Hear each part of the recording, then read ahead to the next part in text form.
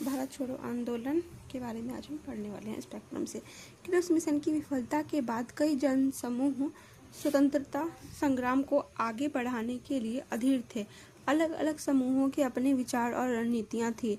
भारत छोड़ो आंदोलन Cripps mission के वापस लौटने के उपरांत गांधी जी ने एक प्रस्ताव तैयार किया जिसमें अंग्रेजों से तुरंत भारत छोड़ो तथा जापानी आक्रमण होने पर भारतीयों से अहिंसक असहयोग का आह्वान किया गया था। महात्मा गांधी ने अंग्रेजों भारत छोड़ो का नारा प्रस्तावित किया था। कांग्रेस कार्य समिति ने वर्धा की अपनी बैठक में संघर्ष के गांधीवादी प्रस्ताव को अपनी स्वीकृति दे दी थी। संघर्ष क्यों अपरिहार्य हो गया? इसके कई संवैधानिक कारण थे। संवैधानिक गतिरोध को हल करने में क्रिप्स मिशन की असफलता ने संवैधानिक विकास के मुद्दे पर ब्रिटेन के अपरिवर्तित रुख को उजागर किया तथा यह बात स्पष्ट हो गई कि अधिक समय तक भारतीयों की चुप्पी ठन के भविष्य को ब्रिटेन के हाथों में सौंपने के समान होगी। इससे अंग्रेजों को भारतीयों से विचार विमर्श किए बिना उनके भविष्य निर्धारण का अधिकार मिल जाएगा। मूल्यों में बेतहाशा वृद्धि हुई। चावल, नमक इत्यादि आवश्यक वस्तुओं के अभाव के कारण सरकार के विरुद्ध जनता में तीव्र असंतोष था। सरकार ने बंगाल और उड़ीसा की नावों को जापानियों द्वारा दुरुपयोग किए जाने के भय से जब्त कर लिया था, जिससे स्थानीय लोगों को परेशानी का सामना करना पड़ रहा था। जापानी आक्रमण के भय से ब्रिटेन ने असम, बंगाल, उड़ीसा दमनकारी भेदभावपूर्ण नीति का सहारा लिया था।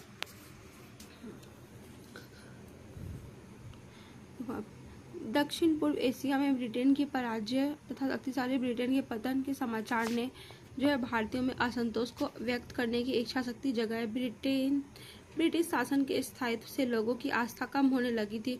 लोग डाकघरों, बैंकों से अपने रुपए भी निकालने लगे थे। बर्मा मलाया को खाली करने के लिए ब्रिटिश सरकार के तौर तरीके से काफी असंतोष फैला। सरकार ने यूरोपियों की बस्तियां खाली करा ली तथा स्थानीय निवासियों को उनके भाग्य के भरोसे छोड़ दिया।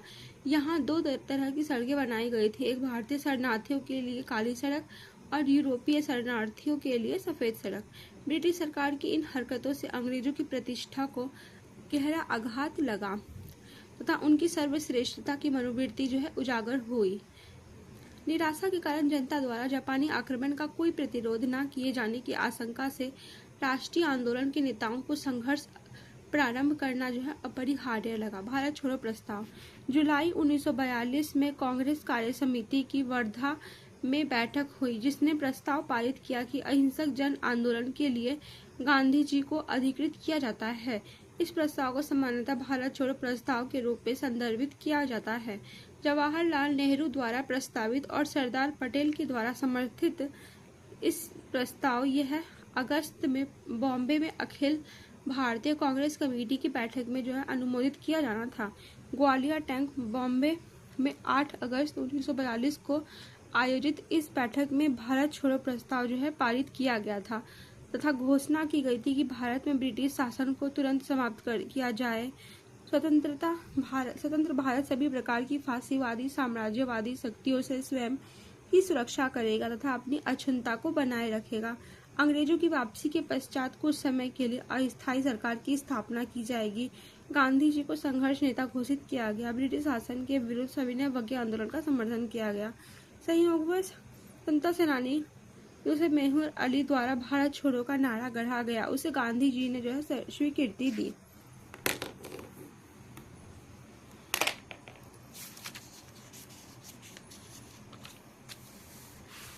गांधी जी ने अब विभिन्न वर्गों को क्या क्या निर्देश दिए थे।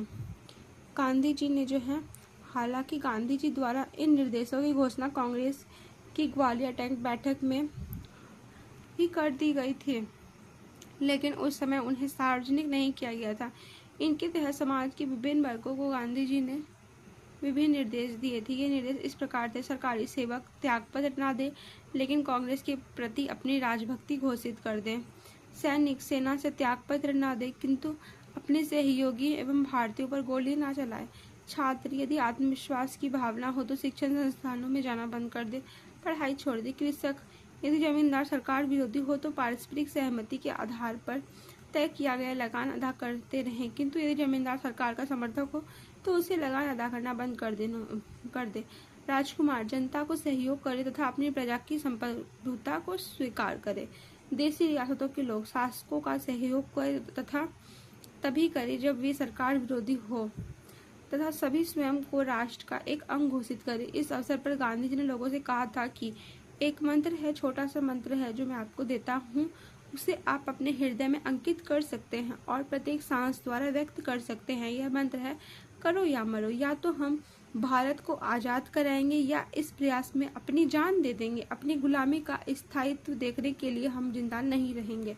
आंदोलन का प्रसार। गांधी जी सविनय अवज्ञा आंदोलन, सांगठनिक कार्यों तथा लगातार प्रचार अभियान से आंदोलन का वातावरण निर्मित कर चुके थे, लेकिन सरकार ना तो कांग्रेस से किसी तरह से समझौते के पक्ष में थी और ना ही वह आंदोलन के औपचारिक शुभारंभ की प्रतीक्षा करती सकती थी। फलतः उसने गिरफ्तारी और दमन के निर्देश जारी किए।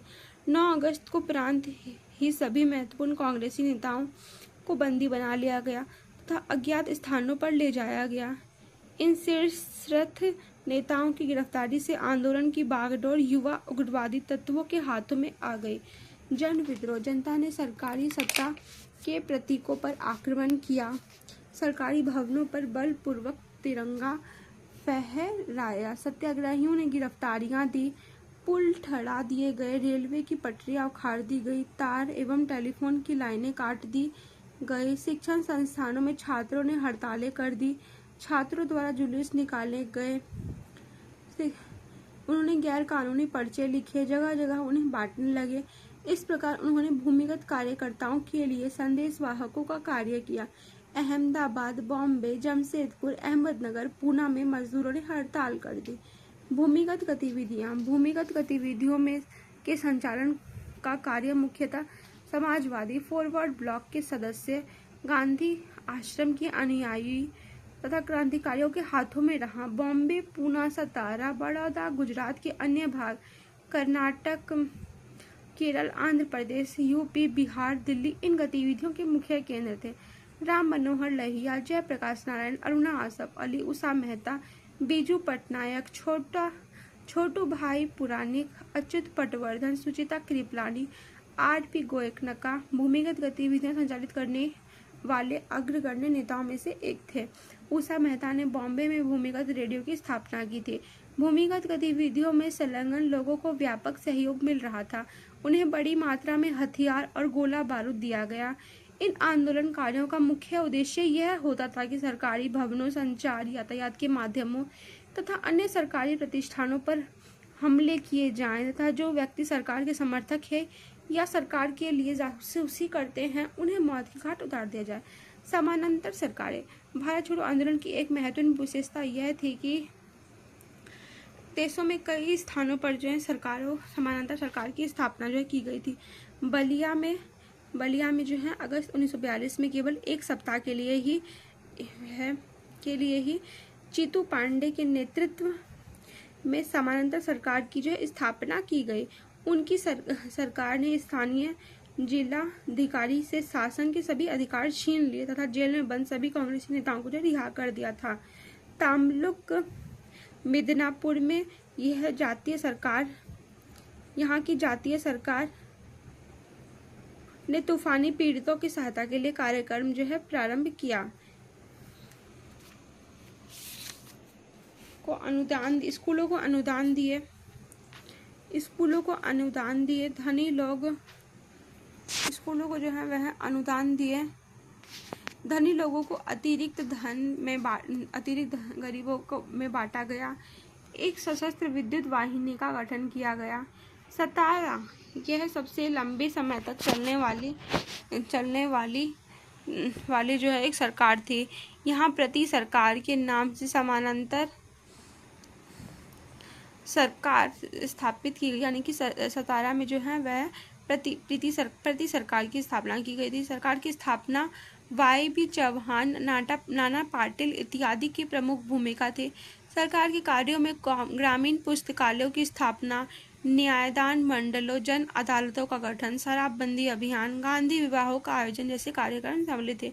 भारत छोड़ो आंदोलन में आम जनता ने आंदोलनकारियों को अभूतपूर्व सहयोग प्रदान किया। समाज का कोई भी वर्ग सहायता समर्थन देने में पीछे नहीं रहा।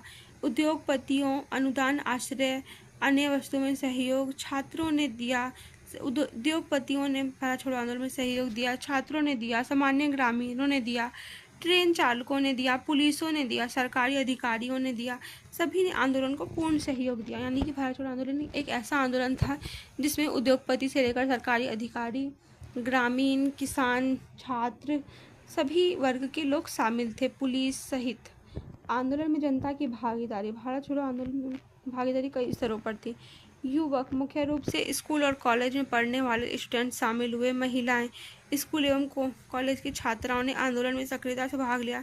इस महिलाओं में अरुणा आसफ अली, सुचेता कृपलानी, उषा मेहता का नाम प्रमुख है। कामगार, श्रमिक हड़ताल पर चले गए, दमन का सामना किया। किसान, पूरे देश के किसान इस आंदोलन की जान थे। किसान चाहे अमीर थे या गरीब थे, सभी ने आंदोलन में ऐतिहासिक भागीदारी निभाई। यहाँ तक कि कुछ जमींदारों ने आंदोलन में भाग लिया, विशेषकर दरभंगा के राजा जो काफ़ी बड़े जमींदार थे। किसानों ने न केवल ब्रिटिश सत्ता के प्रतीकों को ही अपना निशाना बनाया, जबकि जमींदारों के विरुद्ध उन्होंने कोई हिंसा प्रदर्शित नहीं की थी। बंगाल, बिहार, महाराष्ट्र, आंध्र प्रदेश, गुजरात, केरल और संयुक्त राज्य की गतिविधियों के प्रमुख केंद्र थे। सरकारी अधिकारी, विशेष रूप से प्रशासन एवं पुलिस के निचले तबके से संबंधित अधिकारियों ने आंदोलन में महत्वपूर्ण सहयोग दिया था। परंतु इस तबके के सरकारी अधिकारियों से सरकार का विश्वास समाप्त हो गया था। मुसलमान, इन्होंने भूमिगत आंदोलनकारियों को आश्रय दिया। आंदोलन के दौरान सांप्रदायिक हिंसा का नामो निशान नहीं था। यानी भारत छोड़ो आंदोलन के दौरान हिंदू मुस्लिम हिंसा नहीं हुई थी। कम्युनिस्ट, यद्यपि इनका निर्णय आंदोलन का बहिष्कार करना था, फिर भी स्थानीय स्तर पर सैकड़ों कम्युनिस्टों ने भाग लिया था। मुस्लिम लीग, इन्होंने आंदोलन का बड़ा विरोध किया। भयभीत थे कि यदि किसी समय अंग्रेज भारत छोड़कर चले गए तो हिंदुओं और अल्पसंख्यकों का वह शोषण किया जाएगा। देखो, मुस्लिम लीग जो थी वह भारत छोड़ो आंदोलन के विरोध में थी। हिंदू महासभा, इसने आंदोलन का बहिष्कार किया। देशी रियासतें, इन्होंने कम रुचि दिखाई। सरकारी दमन, आंदोलनकारियों ने विरुद्ध सरकार ने दमन नीति का सहारा लिया तथा वह आंदोलन को पूर्ण रूपेण कुचल देने की नीति पर उतर आए। यद्यपि मार्शल लॉ लागू नहीं किया गया, तथापि सरकार की दमनात्मक कार्यवाही अत्यंत कठोर थी। प्रदर्शनकारियों पर निर्दयापूर्वक लाठीचार्ज किए गए, आंसू गैस के गोले छोड़े गए, गोलियां बरसाई गई। अंत 10,000 छात्र भारत छोड़ो आंदोलन मारे गए। सरकार ने प्रेस पर हमला बोल दिया। कई समाचार पत्रों पर पाबंदी लगा दी गई। सेना ने कई शहरों को अपने नियंत्रण में ले लिया था। पुलिस, गुप्तचर सेवाओं का साम्राज्य कायम हो गया था। विद्रोही गांवों पर भारी जुर्माने लगाने लगे थे। लोगों को सार्वजनिक रूप से कोड़े मारे गए थे। मूल्यांकन, भारत छोड़ो आंदोलन के मुख्य केंद्र में पूर्वी संयुक्त प्रांत, बिहार, मिदनापुर, महाराष्ट्र, कर्नाटक थे। छात्र, मजदूर, कृषक आंदोलन की वह एक रीढ़ थे, जबकि उच्च वर्ग नौकरशाही आंदोलन में तटस्थ बनी रही। सरकार के प्रति निष्ठा रखने वाले तत्वों को आंदोलनकारियों ने देशद्रोही माना,